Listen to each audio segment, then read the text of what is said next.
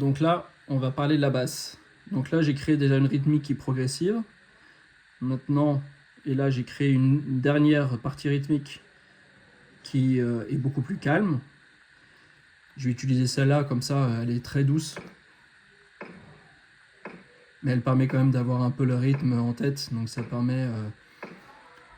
Je vais quand même rajouter d'ailleurs un petit peu de Charleston sur les temps forts. Voilà, ça permet quand même... Ça aide en fait d'avoir le Charleston qui bat le rythme, ça te permet tout ensuite d'avoir des repères. Ensuite la basse. Donc la basse, tu peux prendre n'importe quelle basse. Celle-là, elle est... pourquoi pas, hein,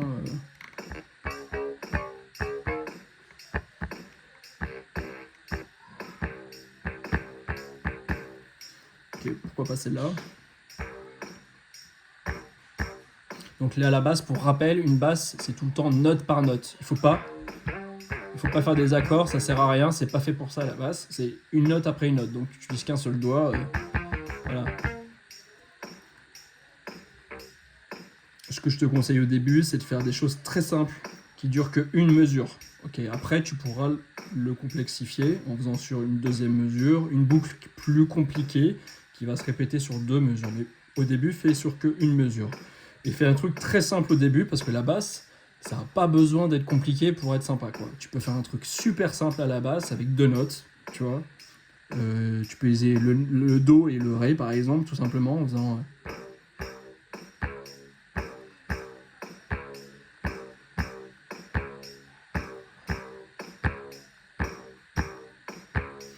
Là, tu as vu, je fais un peu un contretemps. J'aurais pu faire encore plus simple. J'aurais pu faire...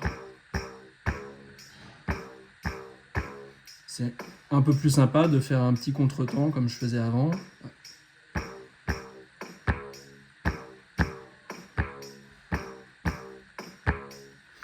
Et ce que j'ai appris sur ta machine, qui est vachement bien, c'est que quand tu t'entraînes à faire un truc comme ça, tu peux faire plein d'essais, machin, et en fait, d'un essai à l'autre, il mémorise quand même quand tu fais tes essais, pour que si jamais tu as fait un super truc et que tu n'as pas enregistré, et ben lui, il te l'a quand même retenu. Je te montre un exemple. Je vais faire exactement la même chose en te montrant comment on fait pour récupérer un truc que tu as fait en t'entraînant. Donc là, tu as l'impression d'avoir perdu, en tout cas de ne pas avoir enregistré. Et en fait, en appuyant là-dessus, je crois que, d'après ce que j'ai compris tout à l'heure, en fait, il va pouvoir te le remettre. On va essayer. T'as vu, j'ai appuyé là-dessus. Là, on ne le voit plus parce que je l'ai utilisé l'option. J'ai utilisé l'option de récupérer ce que j'ai fait en m'entraînant. Donc c'est trop bien parce que ça veut dire que tu peux t'entraîner à faire plein de trucs et dès que tu as un truc qui te plaît, hop, tu le récupères en appuyant là. Voilà.